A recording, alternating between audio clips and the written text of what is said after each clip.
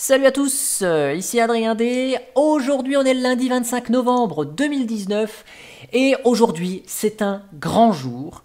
Mettez une croix dans votre calendrier si vous êtes fan de réseau, puisque ce lundi 25 novembre 2019, eh bien, si on se rend sur la mailing list de RIP, ici RIP Network Coordination Center, eh bien la NCC annonce, ici vous avez un article, une news qui a été publiée. The RIP NCC has run out of IPv4 addresses, enfin IPv4, je devrais dire, si je devais tout dire en anglais.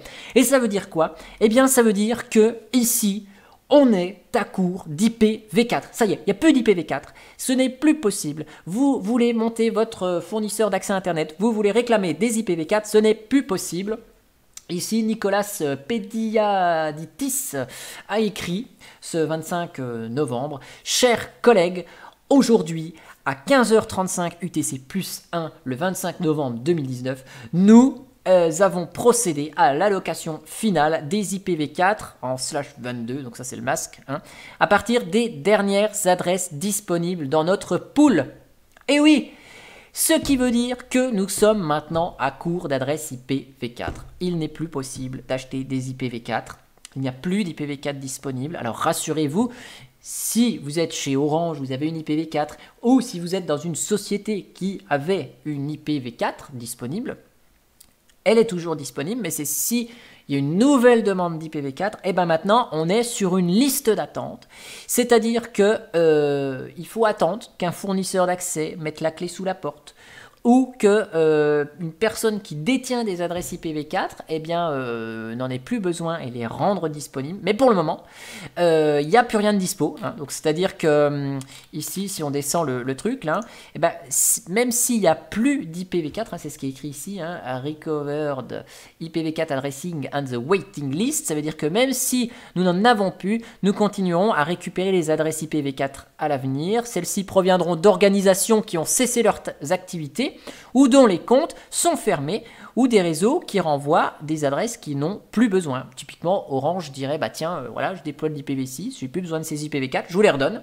Et à ce moment-là, ils pourront allouer les IPv4, mais ça va arriver petit bout par petit bout, et voilà. Donc il n'y a plus d'IPv4, c'est vraiment le moment d'avoir plus de progrès sur, et plus de déploiement sur l'IPv6, voilà, hein, il est temps que ça arrive.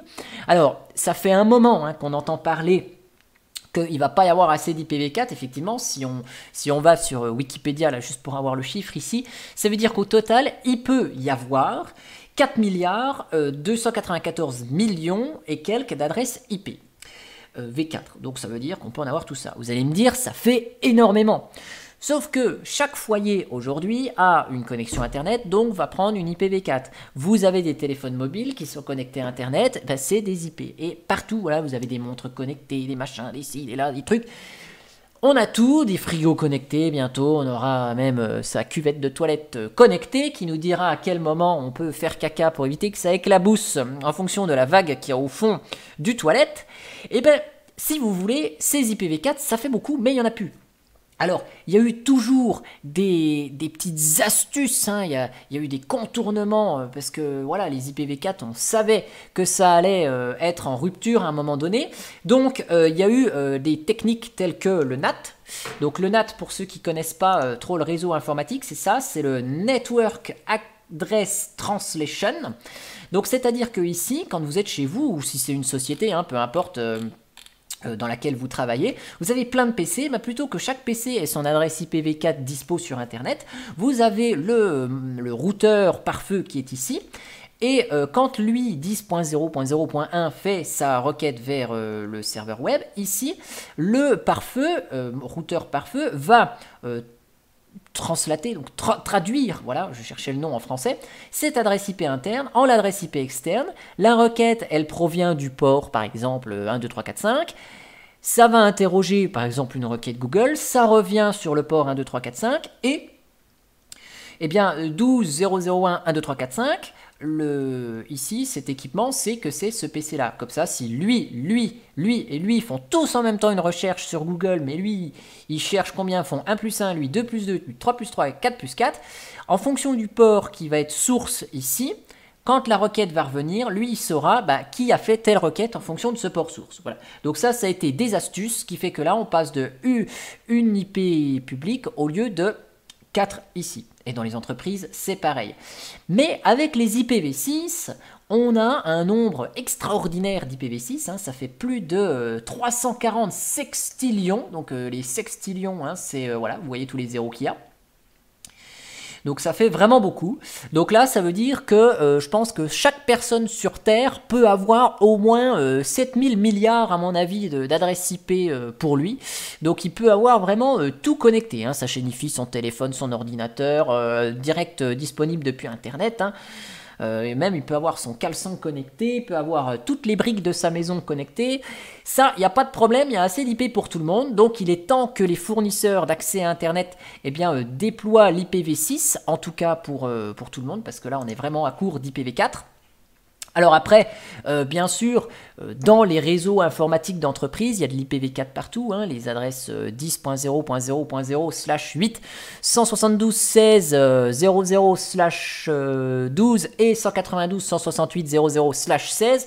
Ces adresses réservées pour une utilisation privée, elles vont toujours fonctionner. Donc même si le fournisseur d'accès Internet va fournir de plus en plus d'IPv6 maintenant, les réseaux locaux d'entreprise vont rester dans un premier temps en IPv4.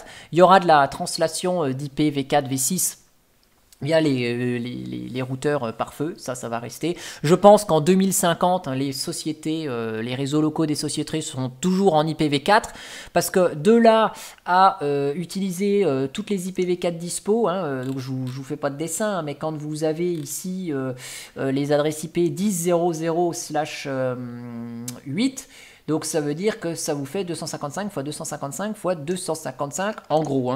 Adresse IP disponible. Ouais, je fais ça à la louche. Donc ça vous fait 16 millions d'IP dispo, juste pour ce sous-réseau là. Donc ça fait quand même vraiment beaucoup d'adresses IP pour une société. Après il y a vraiment des super grandes multinationales qui pourraient éventuellement avoir besoin de l'IPv6, mais pour le moment elles arrivent très bien à s'en sortir. Surtout qu'on peut ajouter les réseaux 172.16 et 192 en plus pour agrandir le nombre d'IP, pourquoi pas. Mais en IPv4, sur les entreprises, on va rester en IPv4, c'est plus facile de savoir 10.3.2.1, enfin voilà, on sait que le réseau 10.3 c'est pour la téléphonie, le 10.1 c'est pour les serveurs, le 10.2 c'est pour les clients. Bon, on peut savoir assez facilement. C'est plus facile à retenir, même si maintenant avec les DNS on appelle les noms, et puis le DNS va vraiment devenir quelque chose de très stratégique avec l'IPv6, parce que se rappeler d'une IPv6 c'est pas forcément évident vu la longueur des adresses IPv6. Par exemple, là je vais vous montrer un exemple d'IPv6 par exemple. Je sais pas si on a une IPv6. Moi je suis pas en IPv6 donc je peux pas vous donner, mais voilà, tiens par exemple ça c'est une IPv6. Voilà, donc ça c'est une IPv6. Donc 2 points, 2 points, ça veut dire qu'il y a plein de zéros ici qui sont chantés ici.